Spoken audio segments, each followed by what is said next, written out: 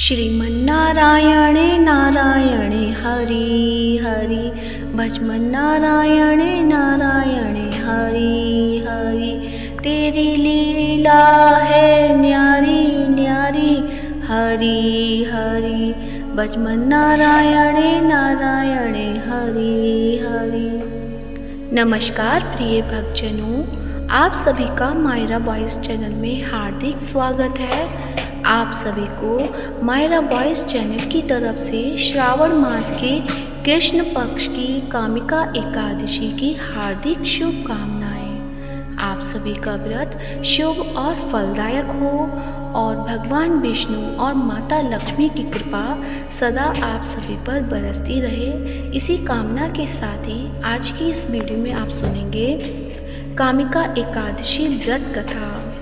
तो व्रत कथा को पूरा भक्ति भाव और प्रसन्नचित्त मन से पूरा अवश्य सुने। व्रत कथा के साथ ही आपको मैं बताऊंगी पारण का मुहूर्त और 3 शुभ योग कौन से हैं, तो वीडियो को पूरा अवश्य सुनिए। सावन माह की कृष्ण पक्ष की एकादशी तिथि को होता है कामिका एकादशी व्रत, जो कि 21 जुलाई यानी सोमवार को है।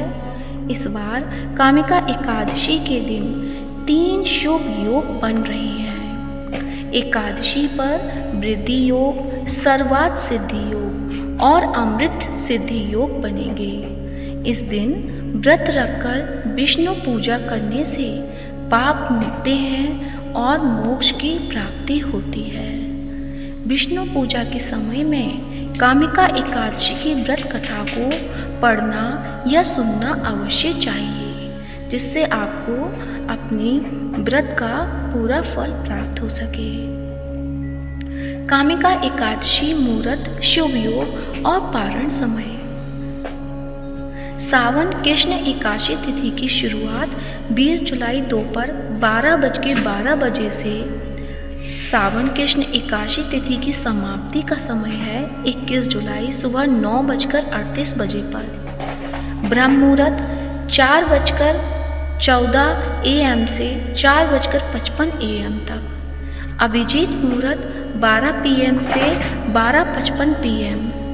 सर्वार्थ सिद्धि योग पूरे दिन है। अमृत सिद्धि योग 9:07 PM से 5:37 AM 22 जुलाई को। कामिका एकादशी का पारण समय है 22 जुलाई सुबह 5:37 बजे से सुबह 7:05 तक। तो आइए अब सुनते हैं कामिका एकादशी व्रत कथा। तो प्रेम से बोलिए लक्ष्मीपति नारायण भगवान के अनंत स्वरूपों की जय हो। युधिष्ठिर ने सावन कृष्ण एकादशी व्रत के महत्व और महिमा के बारे में भगवान श्री कृष्ण से उनके निवेदन करने से भगवान श्री कृष्ण ने कहा, सावन कृष्ण एकादशी के महत्व और विधि कथा के बारे में नारद जी को ब्रह्मदेव ने बताया था। सावन कृष्ण एकादशी को कामिका एकादशी कहते हैं।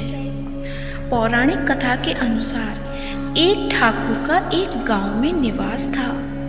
वह बहुत ही क्रोधी स्वभाव का था। उसे बात बात पर गुस्सा आ जाता था।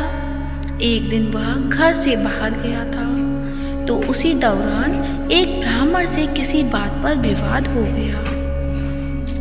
देखते ही देखते बात इतनी बिगड़ गई कि दोनों के बीच में लड़ाई झगड़ा शुरू हो गया। गुस्से में आकर उस ठाकुर ने ब्राह्मण की हत्या कर दी। जब वह शांत हुआ तो उसे ब्रह्म हत्या का भय सताने लगा। उसने इस पाप और अपराध से मुक्ति के लिए उस ब्राह्मण का अंतिम संस्कार करने का प्रस्ताव लोगों के समक्ष रखा, लेकिन उस गांव के ब्राह्मणों ने इसकी अनुमति नहीं दी। इस वजह से उनके मन ब्राह्मण की हत्या का बोझ दिन प्रतिदिन बढ़ने लगा। वह मन से काफी व्याकुल रहने लगा, क्योंकि उसे अपने इस अपराध का आत्मग्लानि होती थी। एक दिन उसकी मुलाकात एक सिद्ध मुनि से हुई, तो बातों ही बातों में उसने मुनि से अपने दिल की बात कही। पूरी घटना का जिक्र उसने कर दिया। तब उस मुनि ने उसे ब्रह्म हत्या के पाप से मुक्ति के लिए एक उपाय बताया। मुनि ने कहा कि जब श्रावण कृष्ण एकादशी आए तो उस दिन विधि विधान से व्रत रखना और भगवान विष्णु की पूजा करना। श्री हरि की कृपा से ब्रह्म हत्या का दोष मिट जाए और तुम पाप मुक्त हो जाओगे। मुनि ने उसे सावन कृष्ण एकादशी की पूरी विधि बता दी। इस उपाय को जानकर वह ठाकुर काफी खुश हुआ। जब श्रावण कृष्ण एकादशी तिथि आई तो उसने विधि विधान से व्रत रखा और श्री हरि की पूजा की। दिन भर भजन कीर्तन में समय व्यतीत किया और रात को जागरण कर रहा था, लेकिन वह भगवान विष्णु की मूर्ति के पास ही सो गया। सपने में उसके सामने भगवान विष्णु प्रकट हुए और उसे दर्शन दिए। उनकी कृपा से वह ठाकुर ब्रह्म हत्या के दोष से मुक्त हो गया।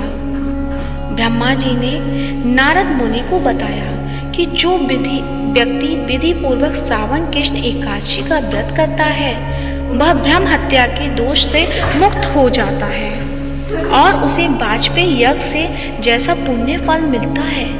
मृत्यु के बाद वह किसी कुयोनि में नहीं जाता है, वह पाप मुक्त होकर मोक्ष पाता है। तो प्रेम से बोलिए श्री हरि के अनंत स्वरूपों की जय हो। उम्मीद करती हूँ आज की वीडियो अच्छी लगी होगी।